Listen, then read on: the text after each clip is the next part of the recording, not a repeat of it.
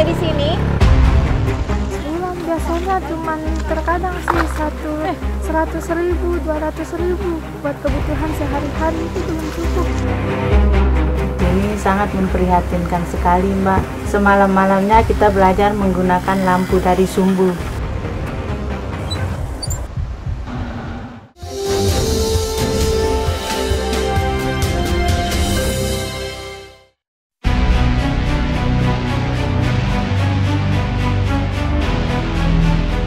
Memiliki penduduk kurang lebih 526.000 jiwa, Kabupaten Sumbawa terletak di bagian barat Pulau Sumbawa. Ketimpangan pembangunan membuat warga hidup dalam garis kemiskinan. Menurut Badan Pusat Statistik Kabupaten Sumbawa tahun 2024, tingkat kemiskinan mencapai kurang lebih 12,8%. Tim Indonesiaku kali ini akan menuju ke Desa Bawdesa, Kecamatan Batu Lanteh, Sumbawa, Nusa Tenggara Barat. Dan dari sumber kami menyatakan bahwa di sana tidak ada penerangan sama sekali, berikut dengan berbagai macam problematik kesenjangan sosial. Untuk mengecek situasi dan kondisi terkini terkait dengan Desa Bawdesa, kami akan langsung menuju ke sana. Ayo Pak. Perjalanan kami mulai dari Desa Tepal dengan kecamatan yang sama. Sepanjang lebih dari 15 km menuju Desa Bawdesa, kondisi jalan sangat sulit untuk dilalui kendaraan. Setelah berjalan kurang lebih 2 km, kami harus melewati Sungai Brang Sebana.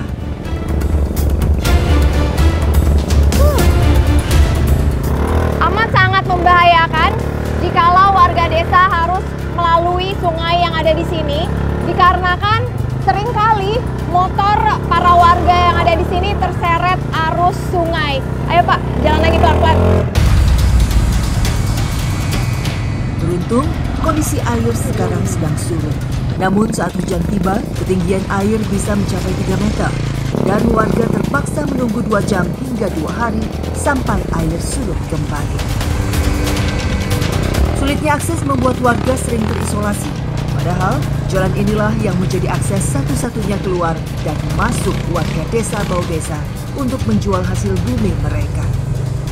Akibatnya, roda perekonomian warga nyaris tak berputar sama sekali.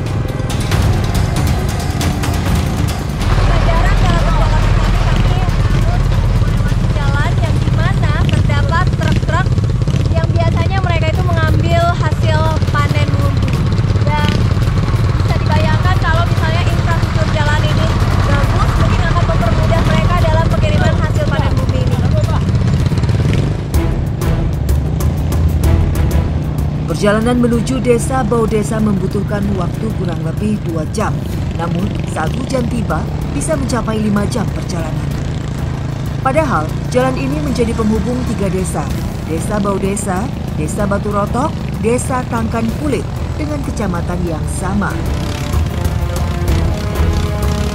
Ini adalah salah satu titik utama masalah bagi warga saat dalam keadaan hujan, dikarenakan bisa menghasilkan lumpur kurang lebih setinggi 30 sampai 50 cm dan panjangnya dari titik ini sampai sana kurang lebih 100 meter. Amat sangat disayangkan dikarenakan mereka tidak bisa keluar masuk desa hanya karena adanya lumpur yang menjadi kendala dan masalah bagi mereka. Saat musim penghujan, keadaan makin parah. Jalan tanah akan menjadi sangat licin, apalagi tanjakan dan turunan tajam membuat perjalanan ini harus lebih berhati-hati karena sangat berbahaya.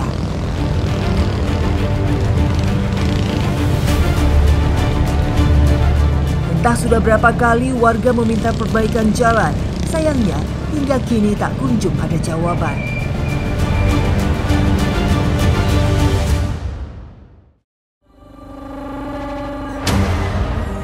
Inilah Desa Bawdesa, Kecamatan Batu Lanteh, Kabupaten Sumbawa, Nusa Tenggara Barat. Terletak di ketinggian kurang lebih 800 meter di atas permukaan laut, memiliki warga kurang lebih 1.300 jiwa dengan mata pencarian sebagian besar sebagai petani. Padi, jahe, alpukat, sagu, vanili, dan jeruk. Selain bertani, ibu-ibu desa Bau Desa mengais rezeki menjadi penambang pasir saat menunggu hasil panen tiba. Kondisi ekonomi yang serba terbatas membuat mereka harus banting tulang, bekerja keras agar bisa mendapatkan penghasilan lain untuk menyambung hidup mereka. Ternyata ngambil pasir itu tidak mudah ya, dikarenakan dari tadi juga saya mencari pasir tapi yang saya dapatkan hanyalah batu. Karena tiap hari pekerjaan ibu-ibu ini adalah mengambil pasir sehingga makin lama pasir-pasir ini juga semakin berkurang dan itu mengurangi penghasilan mereka sebagai buruh pasir. Dengan peralatan yang seadanya, mereka terus mengisi karung-karung yang kosong. Saat ada pesanan dan proyek, mereka bekerja.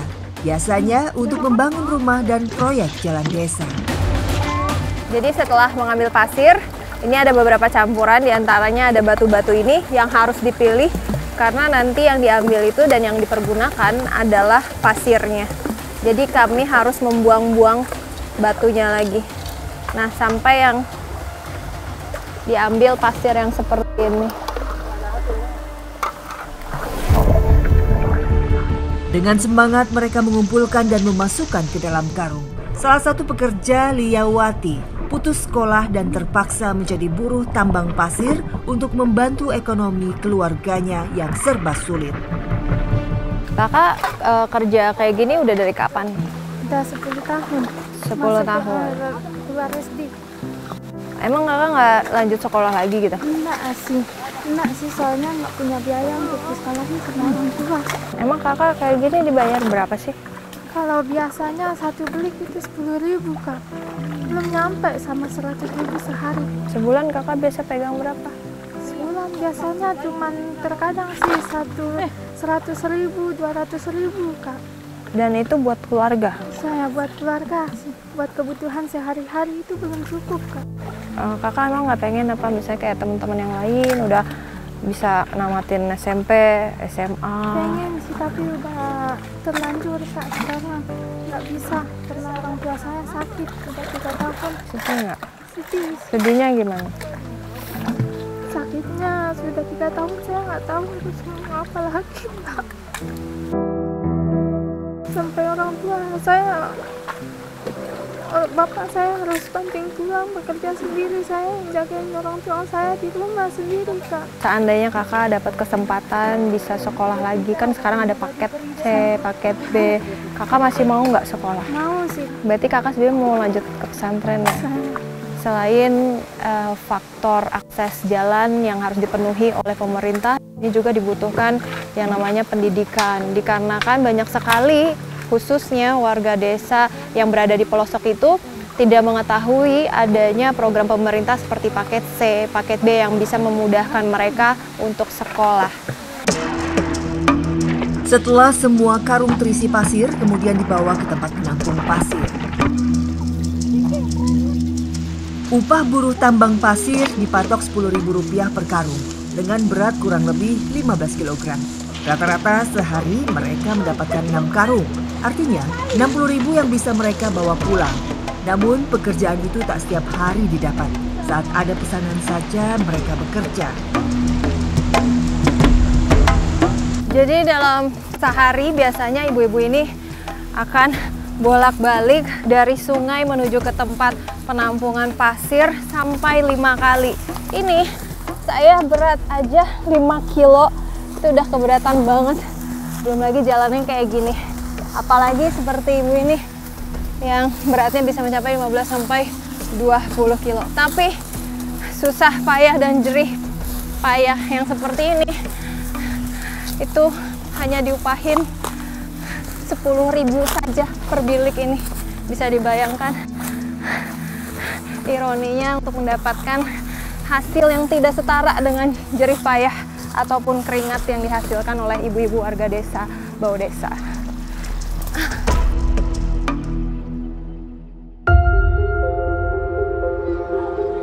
Menurut Indeks Desa Membangun, Desa Bau Desa berstatus desa terpencil.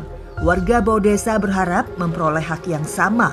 Apalagi kondisi ekonomi selama ini mereka hidup serba terbatas, termasuk ketika jatuh sakit.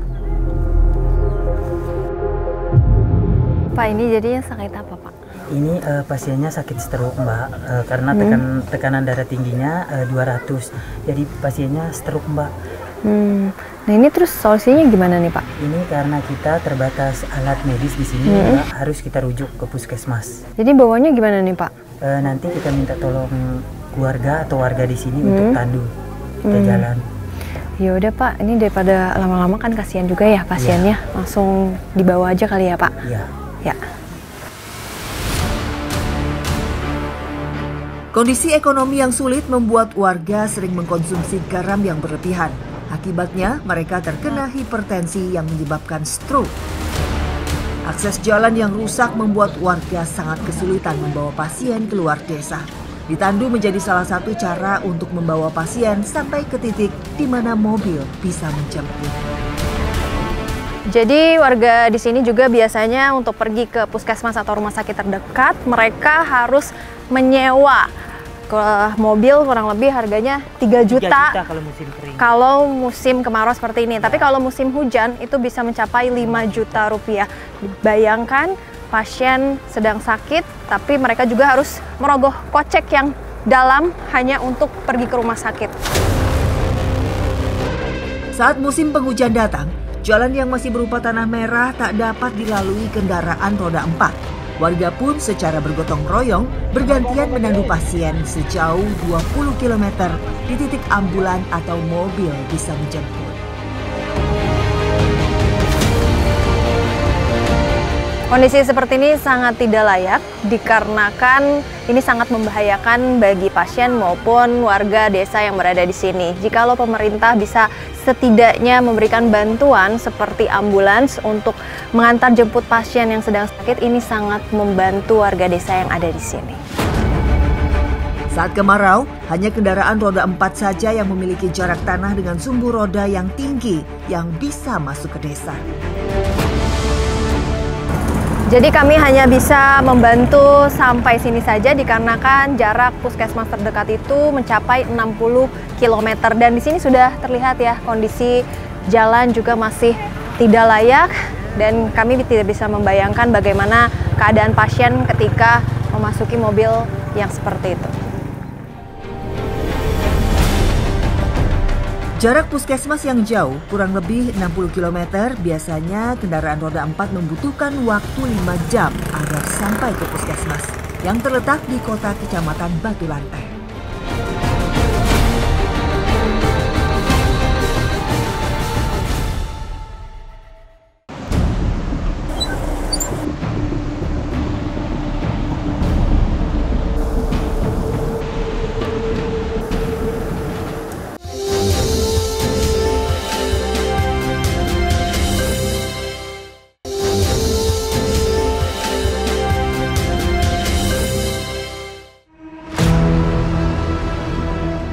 Terletak di ujung barat Kecamatan Batu Lanteh, Desa Baudesa berbatasan langsung dengan hutan lindung, memiliki tanah yang subur.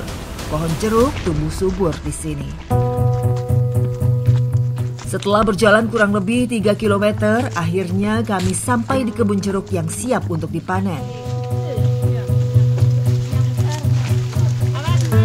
Ternyata agak susah untuk mengambil jeruk ini, dikarenakan ini harus ditarik.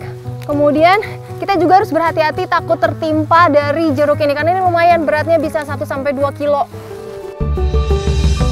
Inilah kebun jeruk milik Bu Masnah.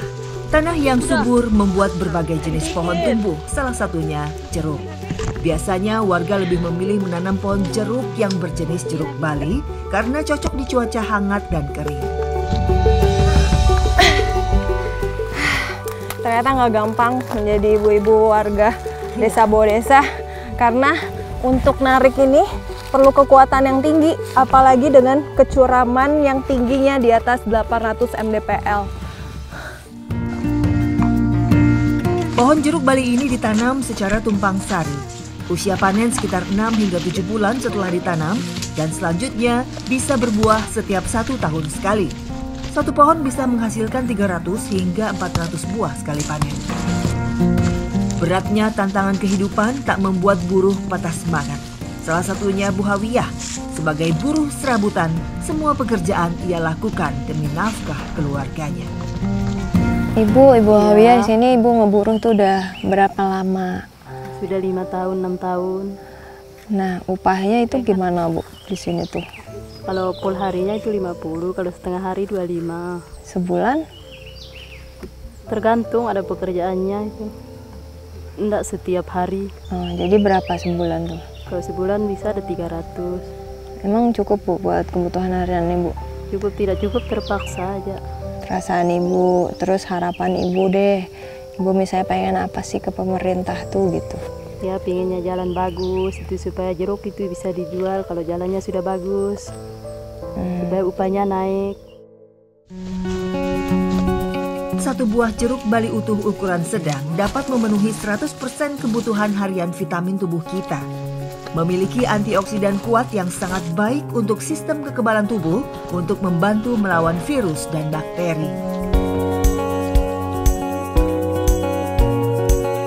Sewaktu istirahat seperti ini biasanya ibu-ibu beramai-ramai untuk makan jeruk yang ada di sini. Dan ternyata setelah saya cobain, jeruk ini sama kayak jeruk di luaran sana. Enak, manis, bervitamin juga. Dan seharusnya ini bisa menjadi sumber potensi alam yang sangat menghasilkan untuk kesejahteraan warga yang ada di Desa Bau Desa. Sayangnya, warga sulit menjual hasil panen mereka. Akibatnya, buah jeruk tidak dipanen. Bahkan, banyak yang berjatuhan dan dibiarkan membusuk. Setelah semua jeruk terkumpul di dalam karung, lalu kami bawa pulang untuk dijual. Harga jeruk di rumah dipatok Rp1.000. Padahal di kota Sumbawa bisa mencapai Rp5.000 per buahnya. Sayangnya, buah jeruk sulit terjual akibat infrastruktur jalan yang sulit ditempuh, hingga menunggu pembeli yang datang ke desa mereka. Ibu, ini kan udah terkumpul semua. Terus habis itu diapain lagi, Bu? Ya, nunggu datang pembeli, Mbak. Nanti pembeli datang aja gitu ke sini? Ya, cuman kan kita paling-paling kan desa jualnya 1.000. Ya, mudah-mudahan sih ada. Soalnya kan jalan juga susah. Ini 1.000 satu.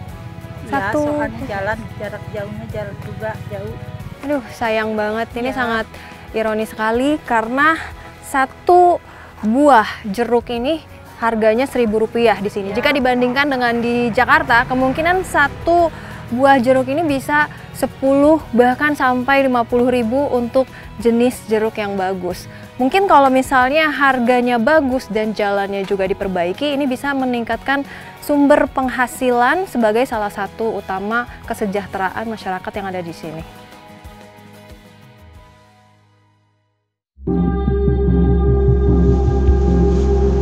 Selain bertani, banyaknya pohon bambu menjadi berkah dan sumber penghasilan lain bagi warga Bau Desa.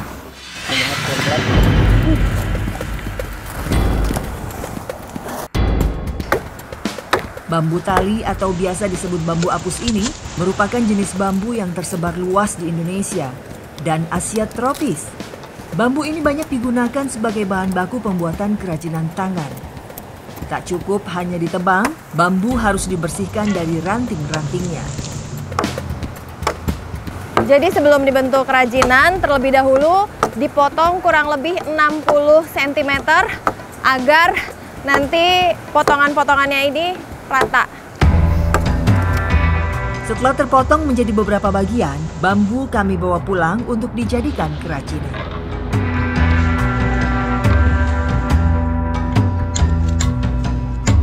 Kondisi ekonomi yang serba sulit membuat para perempuan desa Bau Desa turun tangan membantu ekonomi keluarganya.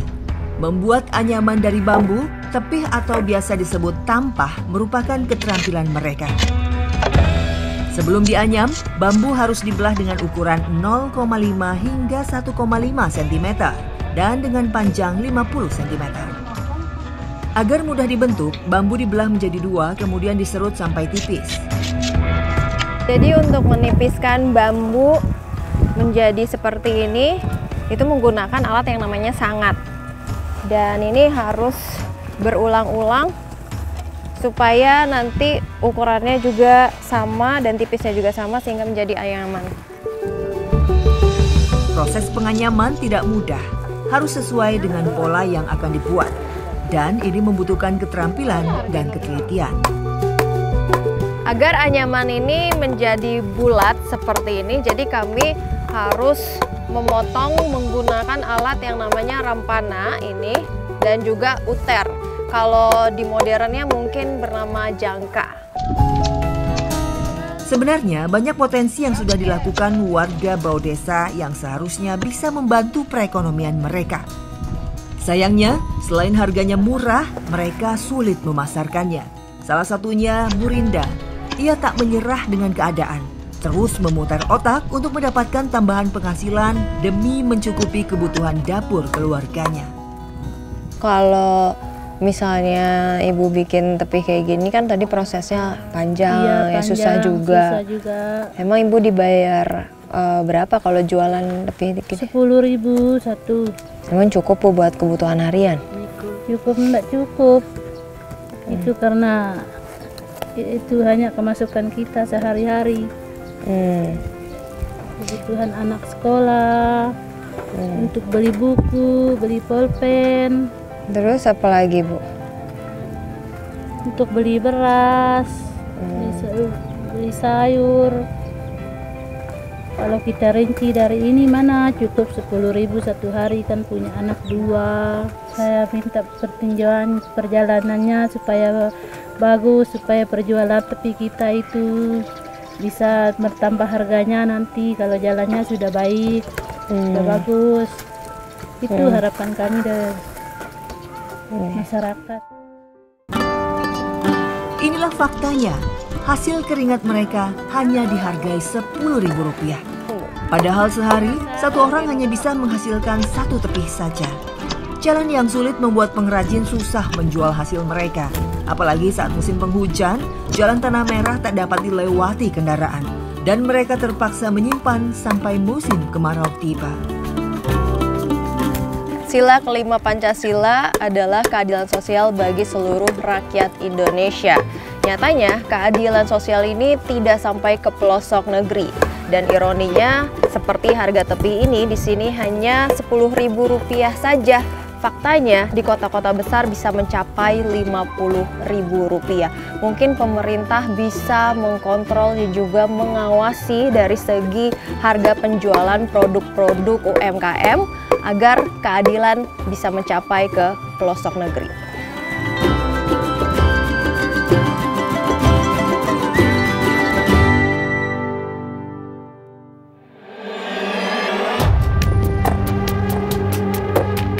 Inilah potret anak belajar Desa Bau Desa.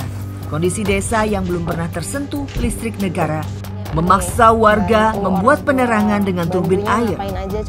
Namun, karena keterbatasan daya, pelita menjadi alternatif tambahan penerangan untuk belajar saat malam hari. Di tengah majunya pendidikan di perkotaan, nyatanya di pelosok desa, pendidikan di sini tidak terkendali dikarenakan tidak adanya penerangan sama sekali.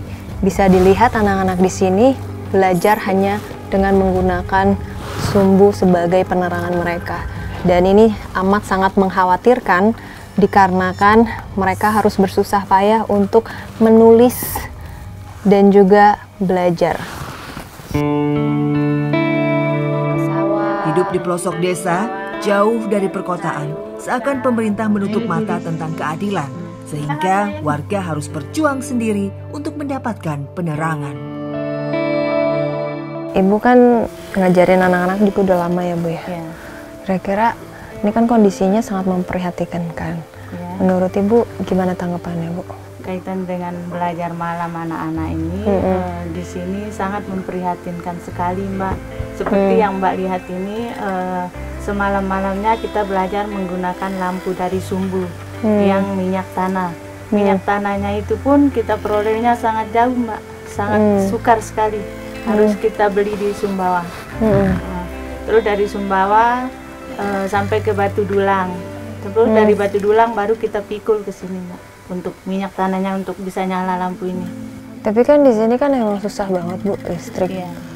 Nah, terus Ibu sendiri ada murid-murid yang pernah ngadu nggak sih Bu ke Ibu? Misalnya pengen belajar tuh tapi susah, Terus habis itu ya akhirnya ibu ngadain belajar bersama seperti ini gitu. Iya, pernah ada 1-2 orang siswa saya, Mbak, mengeluh ke saya di sekolah pas paginya. Kan paginya di sekolah saya kasih PR, terus nyampe di rumah si anak ini tidak mengerjakan PR. Terus besok paginya di sekolah saya tanya, loh kenapa teman-teman yang lainnya kan pada mengerjakan PR semua, lantas si anak ini tidak mengerjakan PR yang 2-3 orang ini. Terus saya tanya alasannya kenapa tidak mengerjakan PR. Katanya di rumah saya tidak ada lampu, Bu, habis minyak tanah katanya. Nah itu alasannya mereka tidak mengerjakan PR karena tidak kelihatan katanya, Mbak. Karena tidak ada penerangan.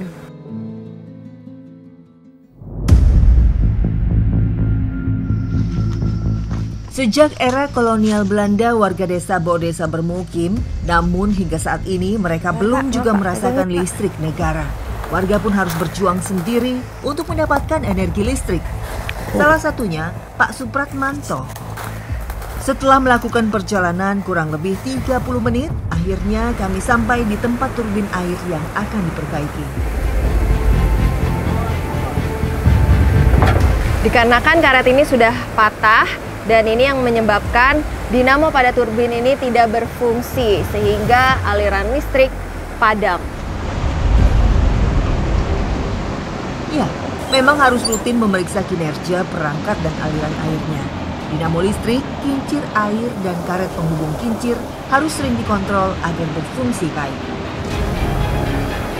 Setelah turbin ini diperbaiki, kami langsung akan mengecek apakah aliran listrik sudah nyala atau belum dengan menggunakan lampu ini. Dan ini sudah nyala, artinya aliran listrik yang ada di rumah warga semuanya sudah berfungsi dengan normal. Selain itu, salah satu tanda lainnya adalah dengan ampere yang berada di dinamo ini, angkanya di 200. Sudah bertahun-tahun rumah Anto gelap gulita. Akhirnya, Anto dan warga lainnya kembali harus berjuang sendiri membangun instalasi pembangkit listrik tenaga air sederhana. Itu pun hanya sebatas menyalakan lampu rumah saja. Pak Anto, ini kan saya tadi ikut memperbaiki dinamo juga ya Pak, susah banget. Emang biayanya berapa Pak setiap kalau perbaikan kayak gitu? Kalau perbaikan kayak kemarin ini baru kita perbaikan ini dinamonya karena sukanya mati-mati itu jeramunya itu lebih kurang sekitar 10 juta. Sehingga kemarin itu kita patungan sekitar sampai 900-an per orang. Terus kalau ada misalnya kakak yang nggak mampu gitu Pak, itu gimana Pak? Kan warga di sini juga kan rata-rata kan tidak mampu Pak untuk melakukan perbaikan, tapi mereka juga butuh penerangan. Ya gitu Mbak, kalau yang ini yang PLTS yang kayak gini ini berkelompok, ya tidak semua warga itu bisa membuat, karena warga pembuatan dari awal itu perbaikan itu betul-betul sangat mahal.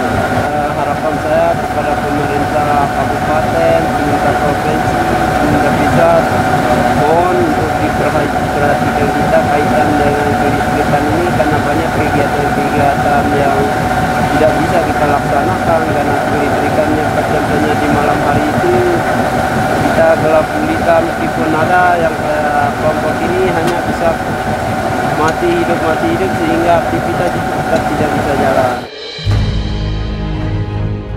Kaitan dengan jalan Pak, mengingat selama ini masyarakat kita itu selalu kesulitan dalam menuju ke kota, dalam membeli kebutuhan hidup. Di sini kita berada di sekitar 80 km dari ibu kota. Nah, masih ada sisa jalan tinggal 20 km yang begitu sulit kita lalui, apalagi di musim hujan. Jadi kalau musim hujan kita itu masyarakat itu selalu memikul Pak, memikul barang yang menjadi kebutuhan. Nah, sementara dari bulan 7 sampai bulan 10 di situ aja musim kemarau. Nah, selebih itu musim hujan. Jadi mengingat dengan keadaan jalan, harapan kami mewakili ya seluruh masyarakat Desa Baudesa, kedepannya pemerintah kabupaten, pemerintah provinsi ataupun pemerintah pusat, kami berharap ya bagaimana jalan ini bisa diperbaiki. atau di aspal lah seperti itu, sebagaimana layaknya jalan-jalan lain yang ada di kota.